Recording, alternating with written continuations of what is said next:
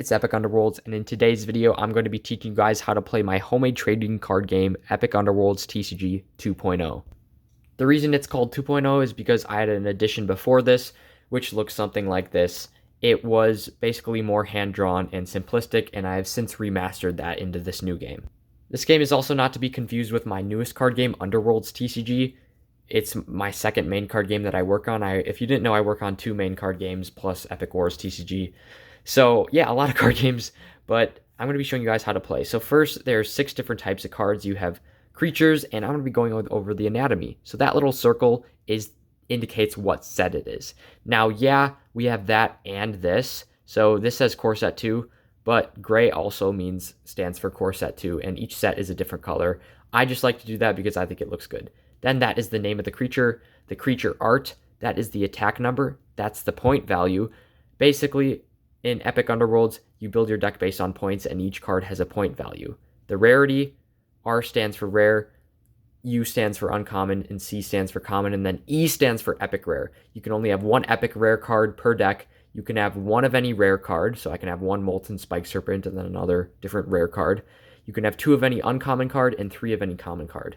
And then that is its life total. So attack, life, points, rarity, and then this is the ability. And sometimes there's some flavor text below, but like this ability says, when played, you may look at the top 2 cards of your deck and put them back in any order. So you would activate that when you play this creature.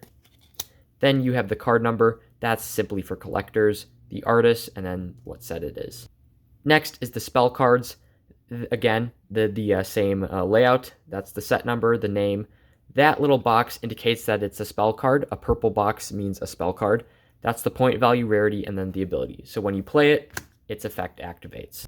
Next is an attachment card, which you can attach onto your creature or your opponent's creature, and each creature can only have 1 attachment attached to them at a time. But again, you can tell it's an attachment because it has a red box. There's the ability, point cost, rarity, and then everything else. Then you have a comeback card, which can basically be played at any time in the game as long as the first ability triggers. So when a creature would attack, cancel that attack. So if your opponent is attacking one of your creatures, you can play this from your hand and cancel that attack. And then we have the terrain cards, which nobody really uses, but you can indicate it's a terrain card because it's green. You can have 1 terrain card in play, and you basically just play it on the side, and it affects all your creatures. Your opponent can also have a terrain card in play, and if you ever want to play a different terrain card, you just can place 1 over this, and this one would get discarded. And then lastly, this is optional. I actually don't have a physical copy of any Underworld gates, but this is an Underworld gate. You have the name, the artwork, which doesn't really matter, and then all the other stats, which, of course, don't matter. These are pretty much, you can use anything for an Underworld gate, and they're optional. And I will get into Underworld gates later. Now we're going to get into deck building. How do you build a deck of Epic Underworlds? Your deck must contain at least 30 cards and a maximum of 60 cards. There really is no reason to put more than 35 cards because your deck is based on 220 points or less. So like I said before, each card has a point value. So you would basically take a calculator and add up all 30 cards in your deck or more. And if it is 220 points or below, you have a legal deck. I recommend putting in mainly creatures in your deck, but you can also put spells, comeback cards, attachments, terrains, and of course your Underworld gate would go separate to that deck. So your deck is filled with all those other cards besides the Underworld gate. So your deck would go there. Let's pretend this is an Underworld gate because I don't have a physical copy.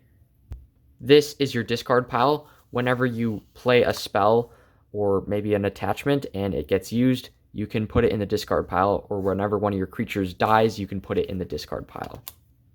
To start the game, you must draw 5 cards and flip a coin to see who goes first.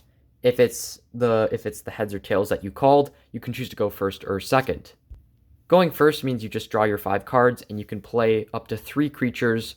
You only have 3 creature slots total, and then you could, of course, have 3 attachment slots. You can play as many spells or comeback cards on your turn as you want, but you can only have 3 creatures in play at a time, unless it's a token card, which don't take up a creature slot. So you don't have to pay resources to play cards. You can just play them right from your hand. The resources comes in the point system, which I described earlier. So it's first turn, and I start with 0 points, and of course 0 resources because we don't use resources in this game. But you start with 0 points. First to 12 points wins. How you get points is by placing down creatures. So I'm using up my 3 creature slots and attacking your opponent directly. You can do this by, you don't even have to roll a dice or anything. It just, if your opponent has no creatures in play to block your attacks, you can just attack directly. Each time one of your creatures attacks directly is a point gained. Even if they have 4 attack, you can only gain 1 point max per creature, unless it says so. So for this turn, for example, I actually cannot attack on the first turn of the game. If it was my opponent's turn, they go second, they can actually attack.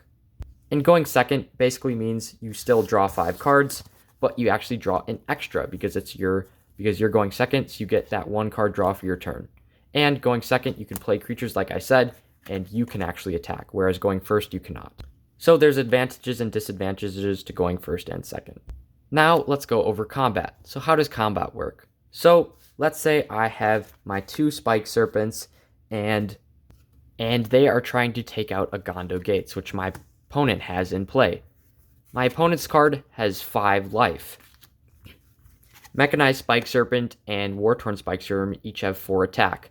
Now, this 4 attack isn't enough to beat the 5 health. You can still attack them, and they would take 4 damage counters, and damage is permanent. But let's say I also have Mechanized Spike Serpent. I can combine attacks to kill this guy. So Gondo Gates would be killed, because my Mechanized Spike Serpent basically gives me enough attack to take down its 5 health. Let's say there's a scenario like this. My opponent plays Backblade Serpent, which only has 1 life.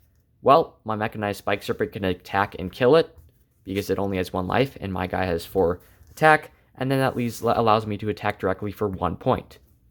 If, for instance, I had a card with 4 attack and a card with 4 life, and the card with 4 attack kills the card with 4 life, that card is still alive, but the card that got attacked would die. Or in other words, be discarded. Some cards make your cards go to the Underworld. That is basically like an exile pile. You place it kind of next to the discard, and those cards cannot be brought back in the game. Now, how does the Underworld Gate work? Well, that's a good question. Your Underworld Gate goes pretty much anywhere you want on the field, and you put a counter on it. The counter starts at 0 when you start play.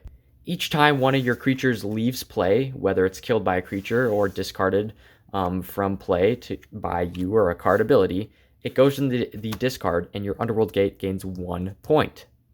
So, for example, if all 3 of my cards, well, not Shockstaff because it's not a creature card, but let's say these 2 cards and Shockstaff get discarded, I would gain plus 2 points to my Underworld Gate because these 2 creatures were discarded this turn. Now, they have to be discarded from play. You can't just discard it from your hand and gain 1 point to your Underworld Gate. It has to be in play. Once your Underworld Gate reaches 12 points, you can unlock it and unleash 1 card from your Underworld deck. Your Underworld deck is basically a 3-card side deck, which you can put any card you want in it. It can be, let's say you already have 3 Molten Spike Serpents in play. Well, actually, it's a rare, so you can only have 1 of these. But I can put 1 in my side deck because it doesn't really matter. I can even have 3 different epic rares in my side deck, whereas you can only have 1 epic rare in your main deck. So, and they have to be 3 different cards. You would basically shuffle this little 3-card side deck before you start, same with your main deck. And whenever you unlock your Underworld Gate, let's say I have 12, you can draw 1 card from your Underworld Gate side deck, and you can play it or just put it in your hand. Once you've used your Underworld Gate, it resets back to 0, and it keeps counting back up. Some cards might have a keyword ability, for example. I'm going to be going over each keyword right now. The keyword Flying basically allows any creature with Flying, and when they attack another creature who does not have Flying, they gain +1 attack for the combat phase. If a card that with Flying attacks another card with Flying, nothing happens. It just, their attack values stay the same. A card with Reach basically can attack the opponent directly even if they have creatures in play. They don't have to kill the creatures first before they can access the ability to attack their opponent directly. The ability Bleed is actually very powerful. It's kind of like Reach, but whenever you attack a creature, let's say Molten Spike Serpent has 5 attack and he has Bleed. Well, this card doesn't actually, but let's say he did. He has 5 attack, Backblade Serpent only has 1 life. If the creature has more attack than the defending creature's life, and this one has Bleed, they can kill this card and do 1 point of damage directly. Team Up is another kind of attack-based ability. When you play your cards, you have 3 creature slots, like I said. those creatures must stay in those slots. You can't move them around. A card with Team Up basically gains 1 attack for each adjacent card it is next to. So if you have a playstate like this, you only gain 1 point of attack if because this card is adjacent to that one, you only gain 1 because you're only adjacent to 1 card. Whereas if this was the playstate, you would gain +2. A card with the keyword ability Shield basically regains its health at the end of every turn. So if my opponent damaged 4 damage on Spike Serpent, once it's my turn, the health would reset. Frostbite is the only semi-confusing keyword ability. Basically, if an opponent puts, like, let's say they play a Frostbite card right now, Backblade Serpent would take 1 damage, like on my opponent's turn, and then 1 damage at the start of, or at the end of my turn. So let's say, Frostbite was played on Molten Spike Serpent, like on my opponent's turn. Boom, he's down to 4. Now it's my turn. I play my cards and my attack, and my turn ends. Now he's down to 4. My opponent 3. Now my opponent's start of their turn, and he loses another attack. So that's the only kind of confusing keyword ability. If you guys have any questions about Underworlds or Epic Underworlds TCG, please let me know, because I want you guys to keep playing this game. And if you want to get any really good decks, join the Discord below, and you can get some nice untapped deck lists and play on there. But yeah, that was this video. Thanks for watching, and I'll see you in the next one. Bye.